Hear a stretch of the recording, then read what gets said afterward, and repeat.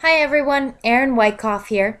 I'm going to start the synopsis of the book The Swerve, which is the book that we're presenting to you today. To begin with, the author starts a book hunt with a book hunt. He explains his own experience in experiencing what he talks about later as the swerve, which is a change in course, a change of mindset, a collision that causes change of trajectory. And for him, this swerve was finding the book on the nature of things, which caused him to rethink how he was behaving in regards to being constantly preoccupied with his own mother's possible death.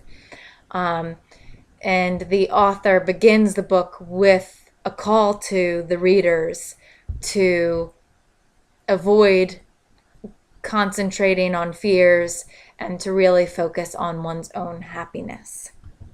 Slide 2, please. Our book begins officially with an introduction to a man named Poggio Bracciolini, who is the main character of our novel. And it starts in 1417 in Germany, which is really thought to be uncharted territory for book hunting in that time period, because of the fact that it was still considered to be quite barbarian and pagan out there. So Poggio Bracciolini is on this book hunt out in Germany to search for ancient tomes and writings, and he really doesn't know what he's going to find, but he has this really large fear that he might not find very much. One of the things that was used to write on in that time period was something called vellum, which was calf skin. And one of the things that was prized and yet also at the same time feared about this source of vellum is that yes, it's very durable, it's really nice to write on, but at the same time words can be scraped off of it. And so what some of the book hunters had found was that they would come across, even nowadays, more modern writings that they can tell older writings had been scraped off of in order to reuse the vellum. So this was something that Poggio feared in his hunt. Next slide. Poggio was a really avid humanist, and like I mentioned, this was one of his passions, is to search old monasteries for these manuscripts. And this was really the place to look because of the fact that monks were required to be literate, and monasteries had large libraries. It's also a great place for scribes because one of the tasks that monks could take on was copying books. Poggio knew that when going to monasteries, he was going to have to be very artful in order to get in, but he had his connections, having worked for the Vatican and for the Pope, and he also had his charm. One of the things that the author comments on is that it was thought that Poggio was maybe a little too charming in certain areas of his life, though they didn't really divulge into that much detail. So he used his connections in the church, even though he wasn't himself a church, a priest or a monk himself, and his charm in order to get in. And he really knew how to phrase things right and how to flatter the monks to be able to get on into the libraries and see what he wanted to see.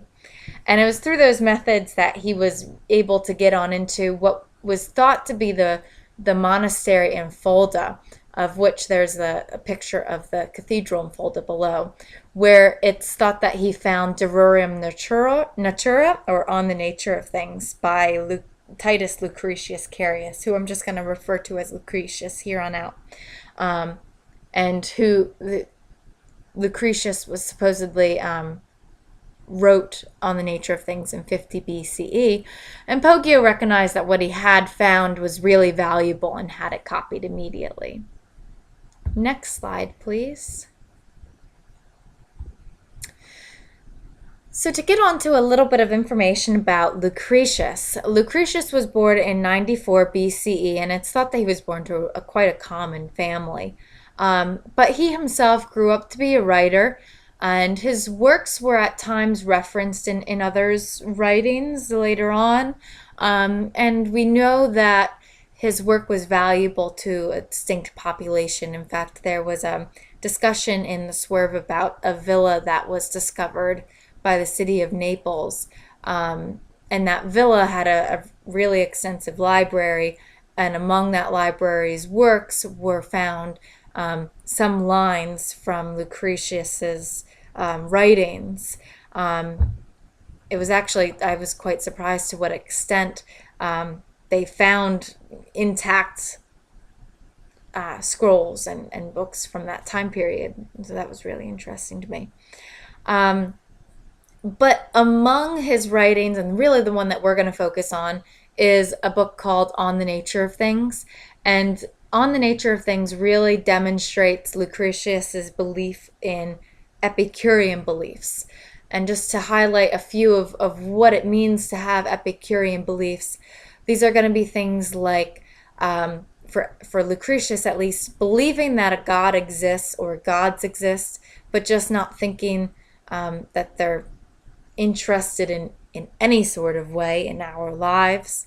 It's going to be believing in things like atoms or small tiny particles that are in constant motion and that are colliding, and these atoms make up the world and make up everything, which at that time period was a very contested belief.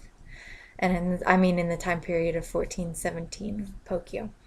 And then also living for pleasure. This doesn't not necessarily mean living for bodily pleasure, but not punishing oneself for thinking of a sinful thought or what one thinks is a sinful thought. Really living to be happy. Next slide. The picture at the bottom just has to deal with the fact in this picture that it's the seduction of Leda. So Zeus transformed himself into a swan to seduce Leda. This is not something that Epicurean teachings would believe in. Now, next slide, please. So books at that time were really very fragile, and this is because especially those made of papyrus were a favorite meal of something called a bookworm. Now, of course, nowadays we don't, at least I haven't seen any modern books that have been devoured by bookworms. But in the picture on this slide, you'll see one instance where a book was very, very heavily attacked by bookworms. Because the bookworms like to eat the papyrus. So this is one of the fears of book hunters, is that they're going to find some really great piece of work and then they're going to open it up and it's going to be nearly destroyed by these bookworms. Another fear that they have is that a lot of the times the ink was water soluble. So if they were to take a scroll or a book out into outside and it were to start raining and any of the ink were to be touched by it, well, then it would disappear. Or if they were like me in some cases, they might be sitting down and reading a book and they have a glass of water or something right next to them and it tips over and it spills on the ink, and all of a sudden something that took years to write and is hundreds of years old or however old it was at the time could disappear. Very scary thoughts. I'm only able to take video in 10-minute stints, so I'm going to stop here and I'll come back in the next recording.